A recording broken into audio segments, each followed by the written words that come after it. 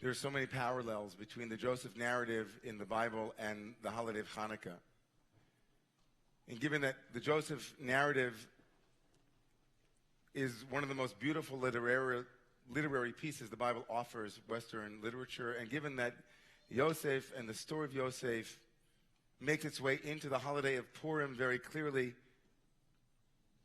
and given that it's my favorite story, it also makes its way into the Hanukkah story, and Hanukkah is also my favorite holiday. And so, as I said, the parallels between Joseph and the narrative of Joseph and the Hanukkah story are many. You could think of a few yourself right now as we're just standing here on Shabbat Hanukkah. But how does this sound? There's a lost one that isn't revealed, and so people come looking for it, and then finally it shows up. And that one then is able to feed the many who had lost the one. You could go on and on. There's an even deeper structural parallel in the way that we light Hanukkah candles and the way the story of Joseph unfolds, which is this. The Joseph narrative essentially is about recognition. Who sees whom? The 10 brothers don't see Joseph. They don't see him. Or when they see him, they try not to see him. And so, as it is, Joseph becomes invisible to them only to then decide to reveal himself to them. He sees them, they don't see him. The act of being able to see clearly, to have eyes that can see what is right before you, even if it doesn't look the way it did 22 years ago, as the brothers can't be blamed. My children love to watch Undercover Boss. Anybody see that, Undercover Boss? Undercover Boss is a great show about bosses that go undercover. They're completely incognito, and it's really, really good how they become completely other to whom they were. And they go into their businesses to find out what's really happening behind the scenes. It's as if Joseph becomes unrecognizable to the brothers and unrecognizable to the book of Genesis so that he can reveal what really goes on behind the scenes in Genesis. He's the undercover boss of Genesis. He can't become who he is until he's hidden. Like an outlier in a family who has to hide, like his father Jacob, who had to hide in his brother Esau and his uncle Esau's skins. Joseph hides in full view, wearing the garb of the Egyptian viceroy, and only there does he become what in the restaurant parlance would be called a spotter. Someone who comes into the restaurant, you don't know that he works for the restaurant, you think he's a customer, and she just basically brings information back. They're a spy. How ironic, of course, that Joseph accuses the brothers of being spies. He, after all, is the spy. The Egyptians think, well, not the top ones, but everyone thinks he's an Egyptian, including the brothers.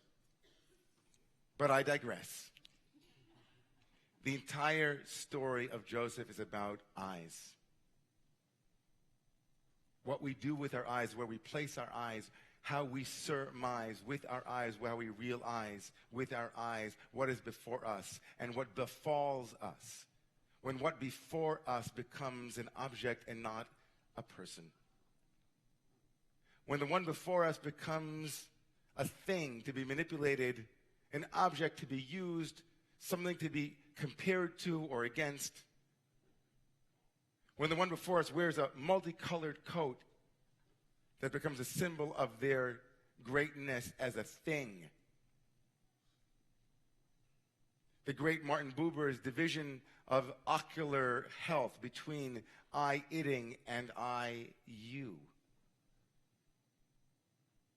Is the one before you a one, unique, solitary, in whose depths there is infinity, or is the one before us two-dimensional, an object that we rate, that we like, or don't? When we use instrumentally towards our ends, they are just an instrument. Hanukkah has one way of speaking to this issue. And it's a short little prayer that is elided over often, but in my Orthodox upbringing, we could not leave the table before we had sung this. Many of you also sing it, but I'm just saying.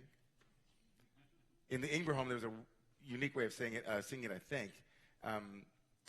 Haneros halalu.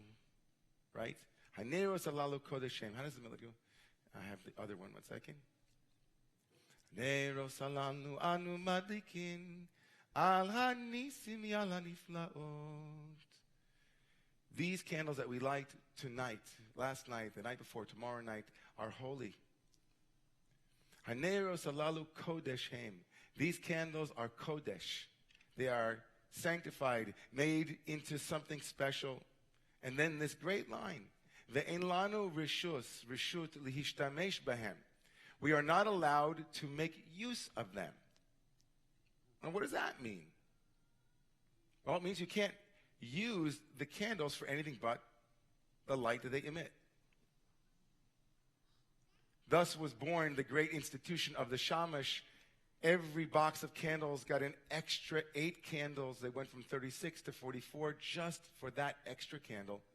That extra candle that was instrumentalized for the sake of the non-instrumentalized 8 others. The one it amongst many individual 36 use. Remarkable. In lano reshut lishtamesh b'hem ela lir'otam bilvad. We can only look at them.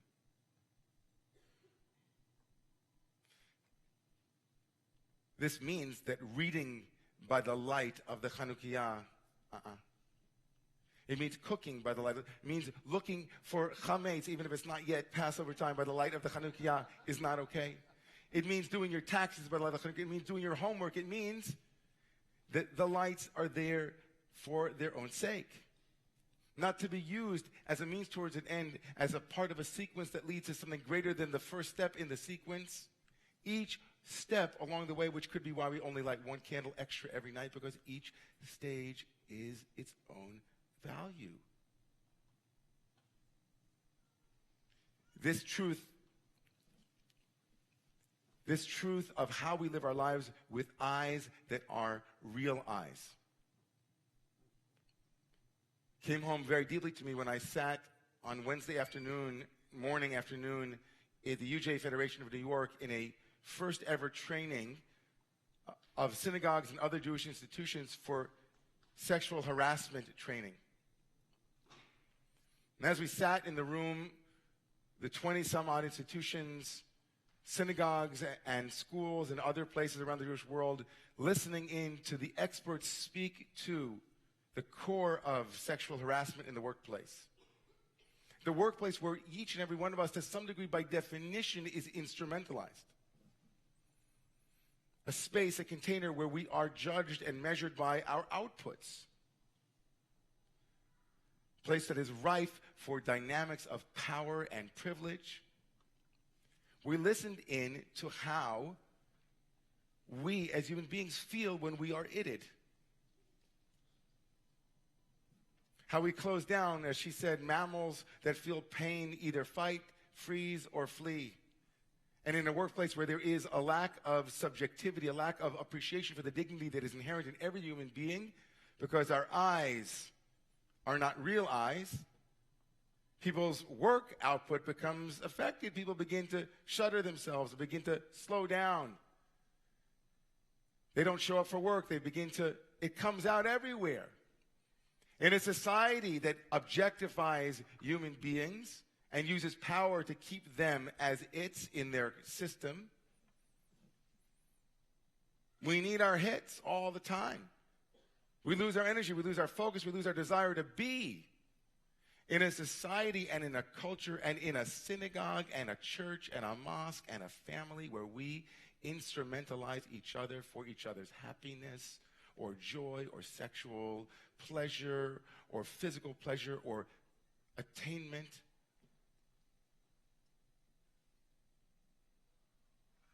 We need all of the uppers we need to keep ourselves alive and energized.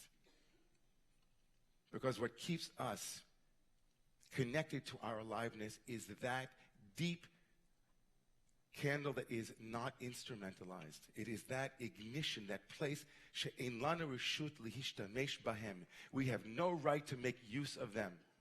It is remarkable sitting in such a study, in such a training, To think about this community, this Romamu community, started a mere decade ago, a community dedicated and devoted to having real eyes, to seeing each and every human being with inherent dignity and with inherent worth and value. And to know that even within this community there are people who still call the Romamu office and speak to rabbis who happen to be women and sometimes say, sweetie pie. Even within this community, there are still people who comment or use their eyes with other congregants at a Friday evening that is full of ecstatic energy, or at a Saturday morning prayer service that is full of devotional energy, to instrumentalize, to see objects instead of respect subjects. Remarkable, because if it happens here, wow. Wow. Hanukkah and Yosef. The commentators are troubled when the story tells us that the brothers stood before Joseph and they recognized him, and he made himself foreign. Vayit nakir. He made himself as if he were not known to them. He made himself a stranger. The commentators wonder, how could Joseph allow himself such a deep lack of compassion for his father and for his brothers? Here his brothers placing themselves before Joseph. They're starving. They've made their way down to Egypt in order to procure some kind of nourishment for themselves. And there they stand before the most powerful man they know, with their children and families' lives on the line. And Joseph pulls away from revealing who he really is. And the commentators call Joseph into question. Where is your compassion, Joseph? Where is your love? Where is your humanity? Where is your bigness, Joseph? They call him a nokem nachash, a snake that revenges. But is it so wild to imagine that someone who had been so deeply instrumentalized refused to reveal who he really was? Maybe he couldn't figure out a way to come out of the mask he wore reflexively in front of those who continue to look at him in a particular way. And even now, 22 years later, he made himself unfamiliar. Might have been a way he always was with them. I love the message of Hanukkah as a tikkun for Joseph. I love the message of Hanukkah as a fixing of that place. And it couldn't come at a better time here in our society, in our culture at large. Human beings can never be reduced to human doings. But lest we think that it's something that happens only in certain parts of the country or in certain parts of the world, we are reminded, even in the Chanukiah, that one of them becomes an instrument. Even one of them becomes an instrument, the Shamash. So we dance between both of these places, and we remind ourselves as often as possible the teaching of the Baal Shem Tov, the great and holy Baal Shem Tov, who, when asked what his life's mission was, his purpose in the world, he said, was to create holy eyes.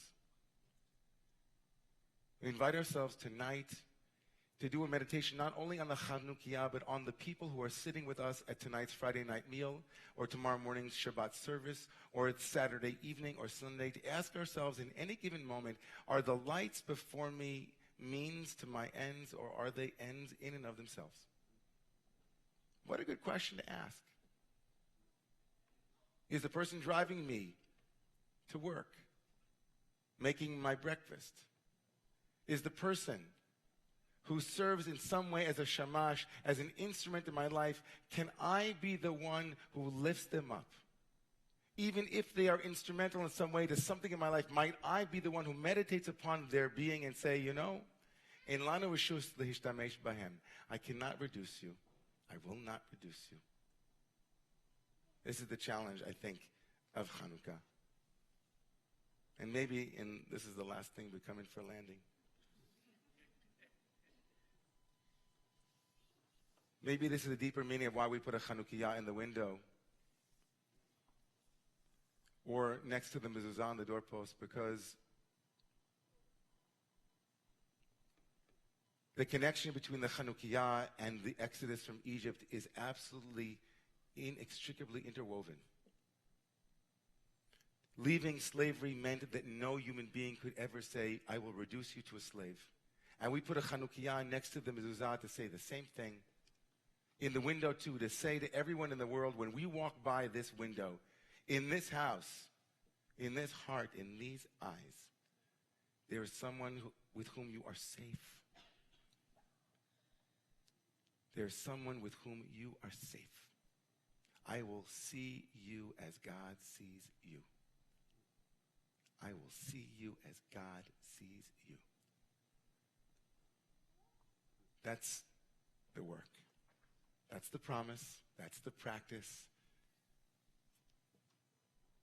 It's something that we should aspire towards, and we as a community should demand from our members, from all those who walk through our doors, wherever they might be. And it's something that we as a country should remember is the great hope of what this country offers. Its citizens, those who live here, you are safe. We will protect you from objectification. We will protect you from commodification. You will never be reducible to a number on a page or to a cog in the wheel. I'd be proud to be an American like that. And I pledge an allegiance to that. Please rise.